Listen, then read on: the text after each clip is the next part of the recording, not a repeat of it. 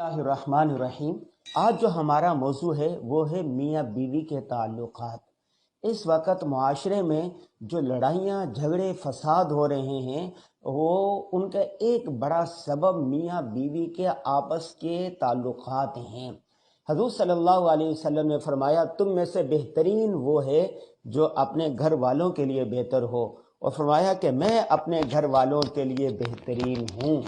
तो इसका मतलब क्या हुआ कि इंसान का अखलाक सबसे अच्छा अपनी बीवी के साथ होना चाहिए, अपनी अहलिया मोहतरमा के साथ होना चाहिए। ठीक है। और हजूर सल्लल्लाहु अलैहि वसल्लम ने अच्छी औरत की जो सिफात बयान की है वो क्या बयान की है, सुनने से ताल्लुक़ रखती है। फरमाया कि जब तुम अपनी अहलिया को, अपनी बीवी को देखो तो वो तुम्हें खुश कर दे। मर्द पूरा दिन बाहर रहता है, रिज़्क़ हलाल कमाता है, अपने लिए, अपनी बीवी के लिए उसकी खाने का बंदोबस्त करता है, उनके लिए रिहाइश का बंदोबस्त करता है, उसकी ज़रूरियात का पूरी बंदोबस्त करता है, उसकी सहूलियात के बारे में सोचता है। जब थका हारा शाम को घर आता है तो बीवी ने अगर अबूसन कमतरीरा हो, वो बात ना करे, वो चुड़ैल बनी हो, वो बुरी लग रही हो, तो उससे आते ही मर्द के दिल में उसके लिए नफ़रत आ जाएगी। इसलिए हजूर सल्लल्लाहु अलैहि वसल्लम जब बाहर से तशरीफ़ लाते थे तो आकर इत्तला करते थे कि मैं घर पर आ रहा हूँ, और हुक्म दिया गया कि जब तुम घरों में आओ तो अपने घर वालों को इत्तला दे दो ताकि वो साफ़ सुथरी हो जाए।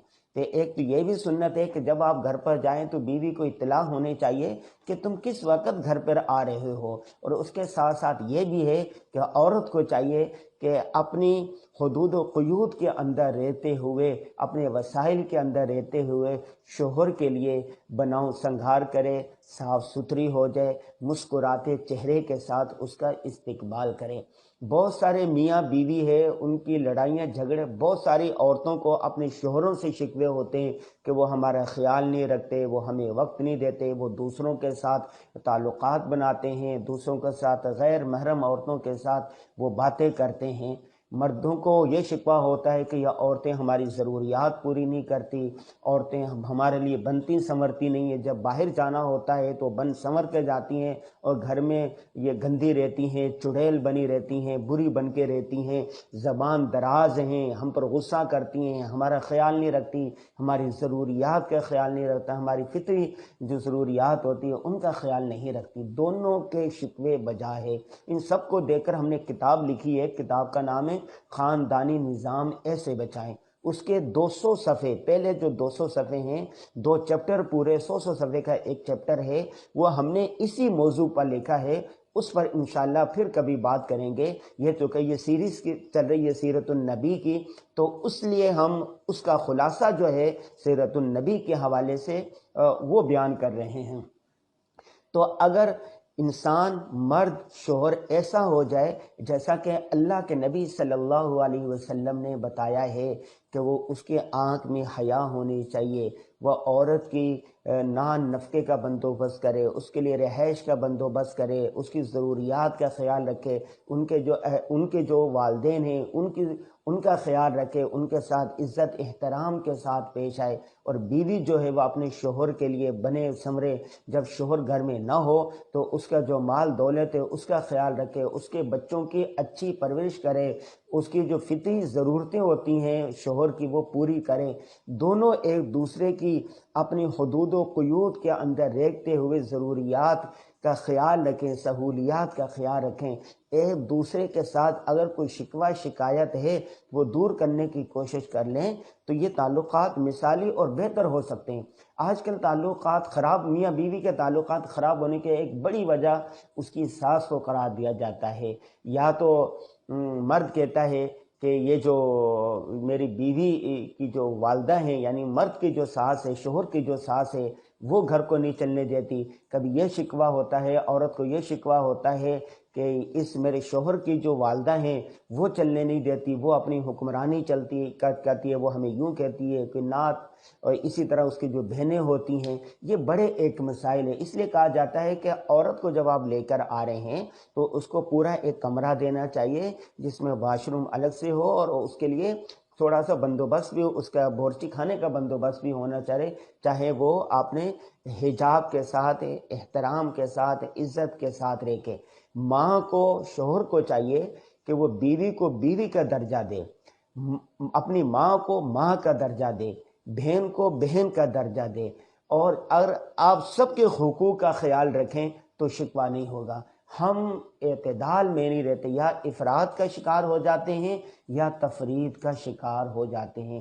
عورتوں کو بہت سارے شکوہ، بہت ساری خواتین ہمیں فون کر کے بتاتی ہیں، ہم خاندان، ہمارا بہت بڑا خاندان ہے، تو وہ ہمیں بتاتے ہیں کہ ہمارے جو شوہر ہے یہ دوسری عورتوں کے ساتھ ناجائز تعلقات رکھتے ہیں، گھنٹوں گھنٹوں ان پر فون پر بات کرتے ہیں، ان سے گپ شپ کرتے ہیں۔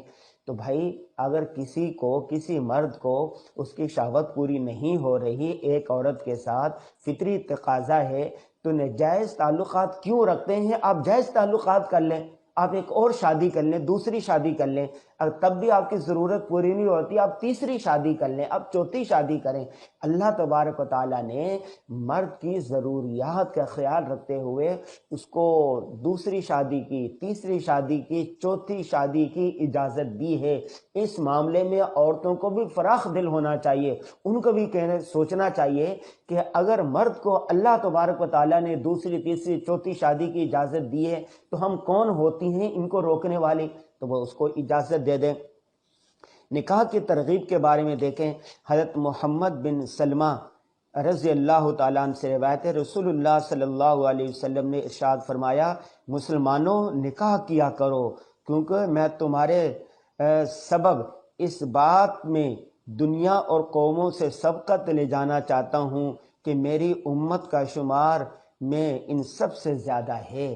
کیا مطلب؟ مسلمانوں راہبوں کی طرح مجرد نہ رہا کرو، یعنی تنہا نہ رہا کرو، شادی کیا کرو۔ حضرت ابن مسعود رضی اللہ تعالیٰ عنہ کا بیان ہے، رسول اللہ صلی اللہ علیہ وسلم نے فرمایا، نوجوانوں تم میں سے جو نکاح کی ذمہ داریاں اٹھانے کی طاقت رکھتا ہو، اس سے چاہیے کہ نکاح کر لے۔ کیوں؟ اس سے نگاہیں نیچی رہتی ہیں، شرم گاہوں کی حفاظت ہوتی ہے، اور جو نکاح کی ذمہ داریاں نہ اٹھا سکتا ہو اس کے چاہیے کہ شہوت کا زور توڑنے کے لیے روزے رکھے۔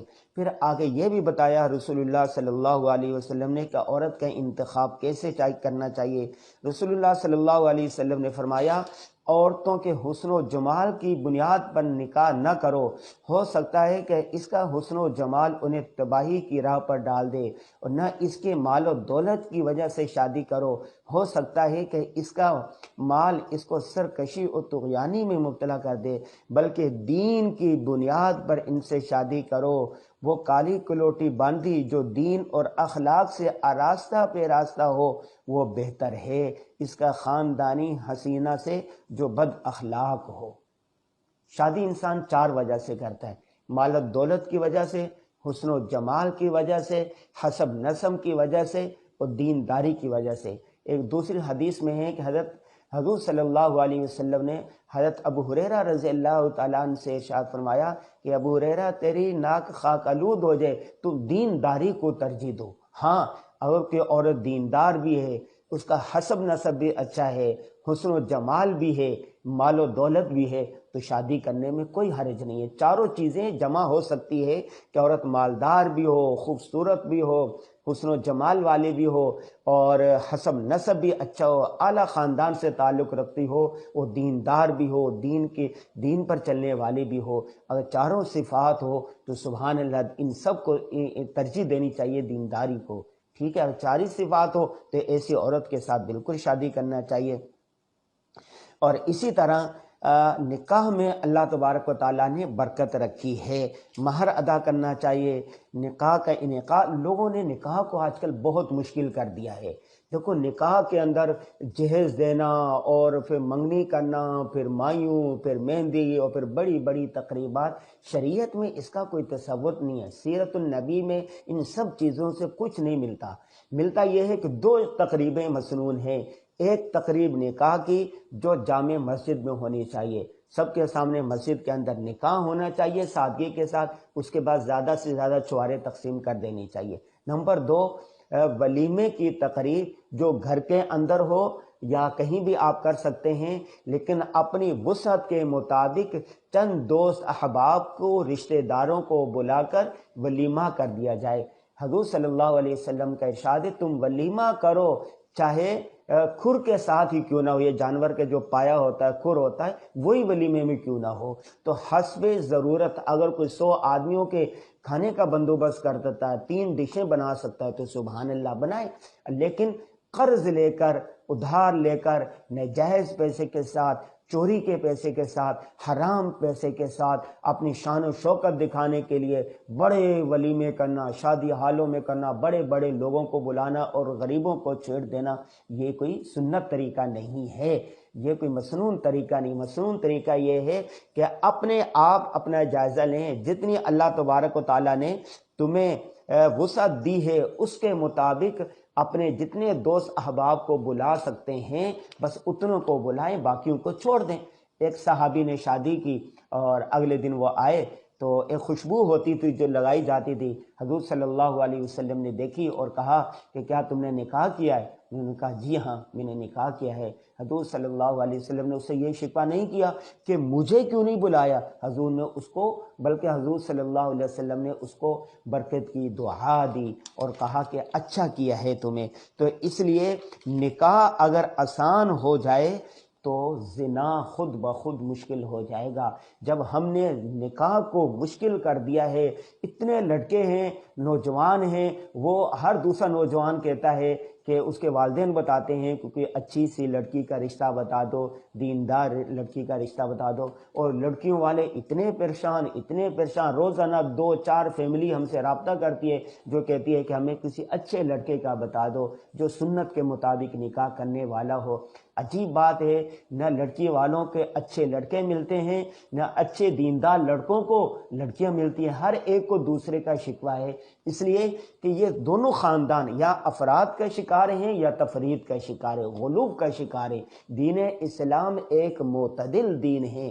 اگر ہم سنت کے مطابق نکاح کرنے لگ جائیں، سنت کے مطابق رشتے تلاش کرنے لگ جائیں، سنت کے مطابق نکاح کی 2 تقریبیں ہونے لگ جائیں تو نکاح بالکل آسان ہو جائیں گے۔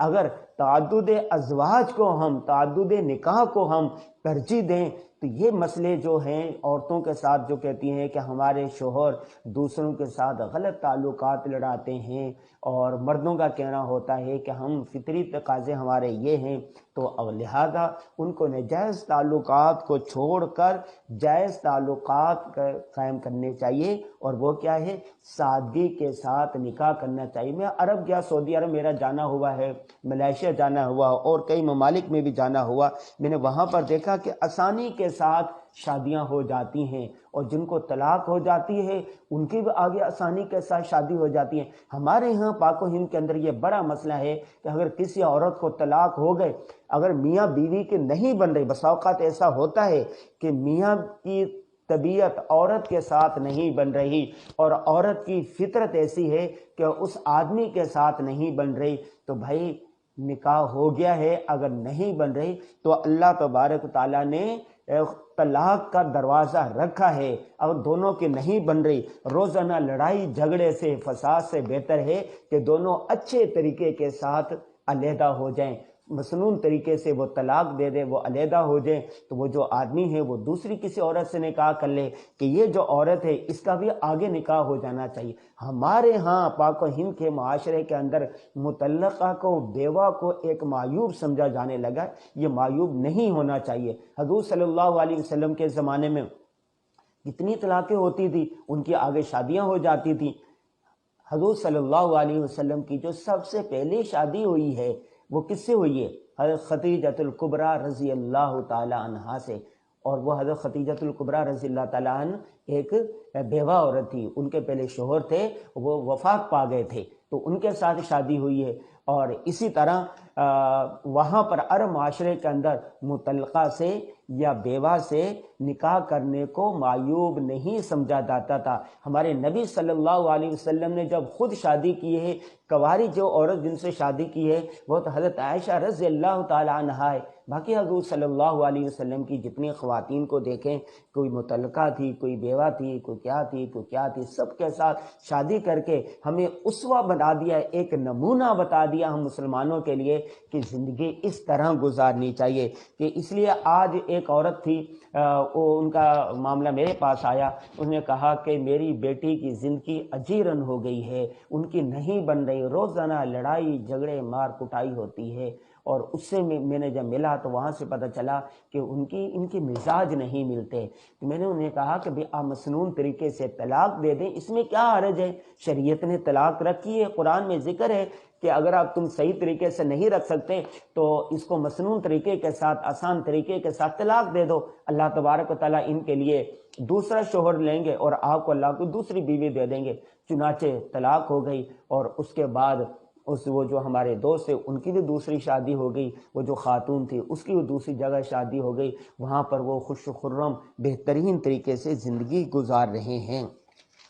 تو آج کا مسئلہ یہ نکلا کہ آپ نے میاں بیوی کے تعلقات اچھے ہونے چاہیے۔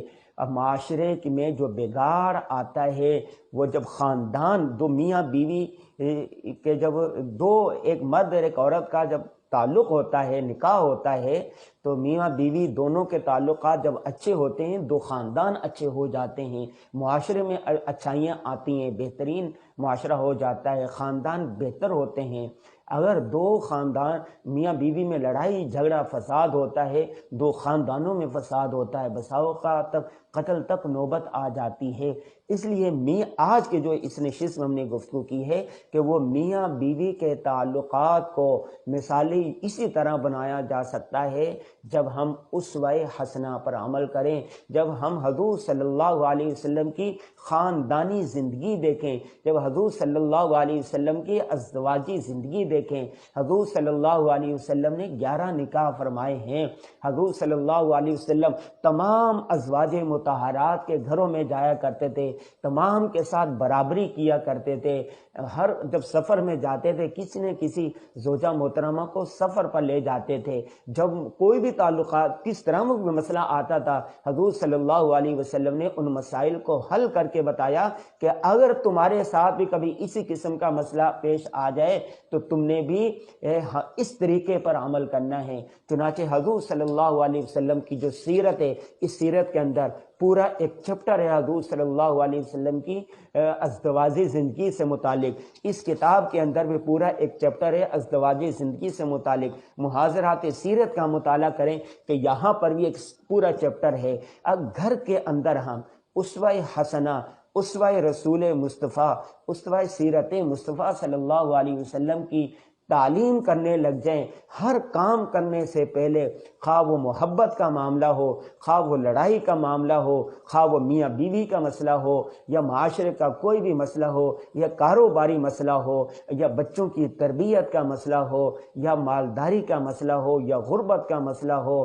یا غم کا مسئلہ ہو، یا خوشی کا مسئلہ ہو، ہر معاملے میں اگر ہم سیرت النبی صلی اللہ علیہ وسلم سے رہنمائی لے لیں تو ملک و قوم ترقی کر جائیں گے، یا ہمارا معاشرہ، یہ ہمارا رہن سہن، یہ ہماری زندگی ایک امن والی، خوشحالی والی، ایک اسلامی معاشرے کے مطابق بن جائے گی۔ ہم دنیا میں بھی کامیاب ہو جائیں گے، اور اللہ تعالیٰ کے احکام ماننے کی وجہ سے، نبی کریم صلی اللہ علیہ وسلم کے اسوہ اور طریقے پر چلنے کی وجہ سے ہم جنت میں جانے والے بن جائیں گے۔